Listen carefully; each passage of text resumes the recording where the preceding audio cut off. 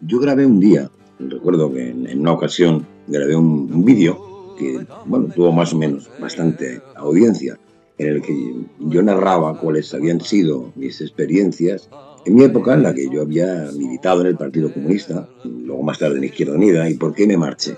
Porque me marché precisamente coincidiendo, o digamos, posteriormente a la caída del muro. A la caída del muro, a la caída del bloque socialista. ¿Y por qué había ocurrido? No decir de qué manera iba mutándose poco a poco la izquierda española, transformándose en esa cultura, digamos, neomarxista, que abandonaba el concepto de la justicia social basada en el principio de la lucha de clases y lo transformaba en la lucha de géneros, la lucha de sexos, la lucha de territorios culturales, en fin, toda esta amalgama de locura que lleva consigo esas ideas. Estas ideas, digamos, para mi gusto, bastante perjudiciales que conforman el neomarxismo.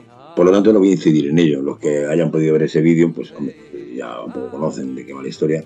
Y los que no, pues únicamente pues confiar, a ver si hay suerte y alguien tiene ese vídeo guardado por ahí en algún sitio todavía y se anima a decir dónde lo tiene, a dar un enlace y a que pueda volver a subirse a este vídeo. Y si no, pues nada, pues ya se perdió. Pero porque ahora en este vídeo no voy a centrarme en esa historia, en esa historia personal, particular, de lo que fueron mis vivencias políticas. Voy a centrarme en otras vivencias que tuve en otro momento. Un día, y ya me centro en lo que quiero contar, estaba yo trabajando en comisiones obreras, porque yo entonces era un sindicalista de comisiones obreras, pero que cobraba nómina. Es decir, no es que yo estuviera afiliado o tuviera el carnet del sindicato, que yo era un miembro de comisiones obreras del staff, por decirlo de alguna forma. Recuerdo que, bueno, abajo, en un piso inferior, en un sótano, teníamos un archivo, una biblioteca que llamábamos archivo histórico. En ese archivo histórico pues había documentos y había libros que tenían algún valor, digamos, histórico o sentimental, a veces incluso para la gente que conformábamos el sindicato. A mí de vez en cuando me gustaba bajarme por esas salas y echar una ojeada a lo que me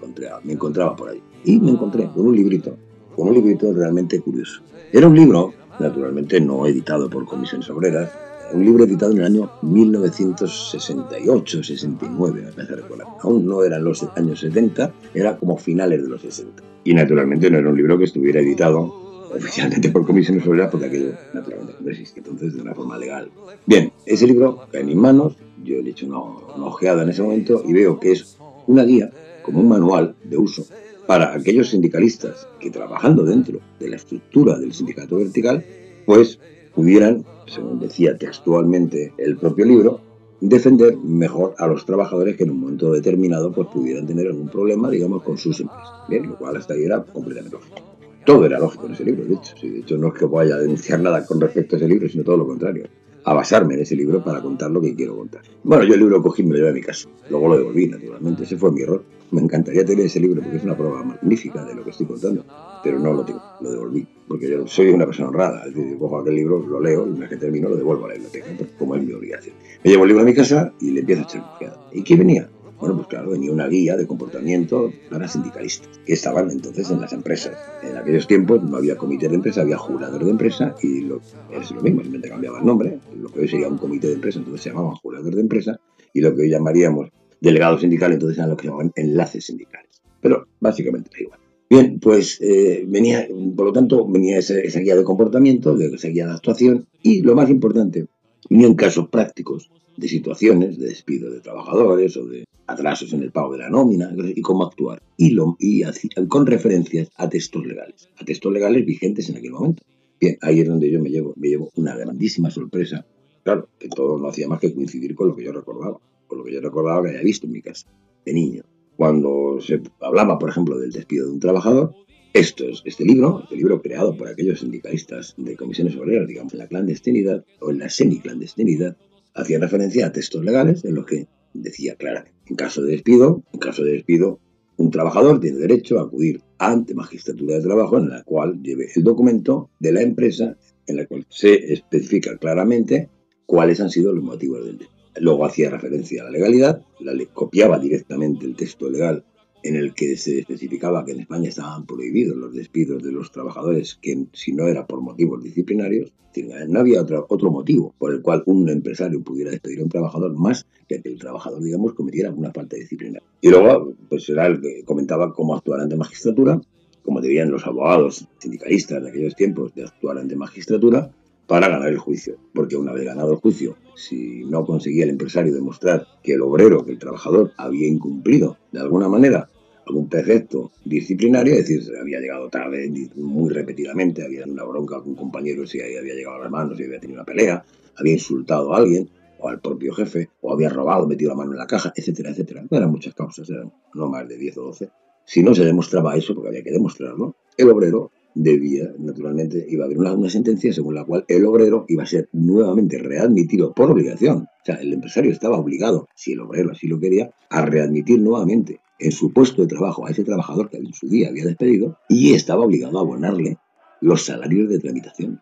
Abonarle los salarios de tramitación, es decir, aquellos salarios que debiera de haber percibido ese obrero y que no cobró por haber sido en su día despedido improcedente, después de la sentencia de despido improcedente. Bien, todo eso eran instrucciones que aquel libro iba dando a aquellos sindicalistas que entonces estaban en el sindicato vertical, pero que pertenecían, digamos, en la sombra a aquellas comisiones obreras. Ese libro me parece una joya, pues claro, efectivamente. Ese libro era la prueba palpable y evidente de que todos estos sindicalistas que yo conocía sabían perfectamente cómo era aquella legislación francesa, lo cual implicaba que, dado que tenían ellos memoria y habían estado trabajando en el sindicato en aquellas circunstancias, con aquel régimen, con aquella legislación, y hoy estaban trabajando en las circunstancias que trabajaban, con la legislación que había hoy liberal, y ya naturalmente no proteccionista, estaban siendo unos hipócritas, porque estaban guardándose para sí que en otro tiempo, España, los trabajadores españoles gozaban de unos derechos que habían perdido precisamente a raíz de los pactos de la Moncloa, etc.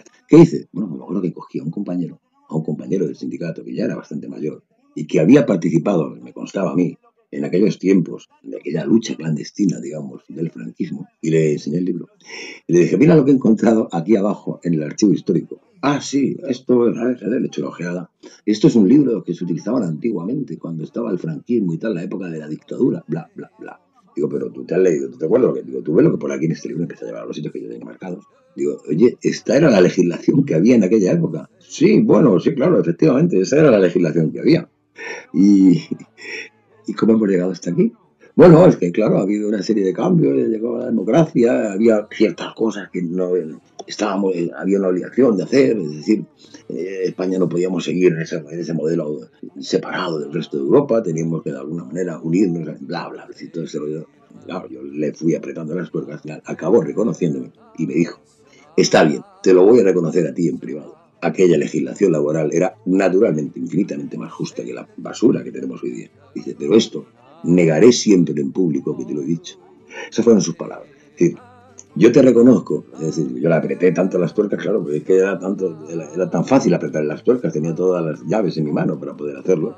Porque ahí estaba el libro que lo demostraba, que además era un libro editado por ellos. Él me dijo, sí, está bien, te lo reconozco. Aquella legislación laboral de aquella época, era, vamos, impensable hoy día. Era absolutamente más proteccionista para el obrero, para el trabajador, que lo que tenemos hoy día. Y me llevó a decir, en aquellos tiempos, cuando yo estaba en comisiones, en la clandestinidad, operando dentro del propio sindicato vertical, literalmente me lo dijo así, ¿eh? Cuando un obrero venía al sindicato con un problema que nosotros considerábamos que debía ser solucionado, dice, no hacía falta ir a juicio, dice, yo mismo, me contaba él, yo mismo desde la sede del sindicato, cogía, levantaba un teléfono, llamábamos al empresario, le poníamos firmes, dice, el empresario se hacía caquita por los pantalones, dice, y automáticamente, dice, le decíamos al obrero, vuelve a tu puesto de trabajo y está todo solucionado. No hacía falta ni ir a juicio, bastaba levantar el teléfono, llamar a un empresario y decir que se estaba llamando desde el sindicato, desde la Organización Nacional de Sindicatos, que entonces era un organismo del Estado, y el empresario es que literalmente se hacía caquita. Esas fueron sus palabras, no son mías. Todas estas cosas me las contó este compañero del sindicato, ya uno ya mayor, que ya no estará, ya estará jubilado hace mucho tiempo, o quizás muerto, porque hace ya muchos años, pero me dijo, negaré siempre que te he dicho esto.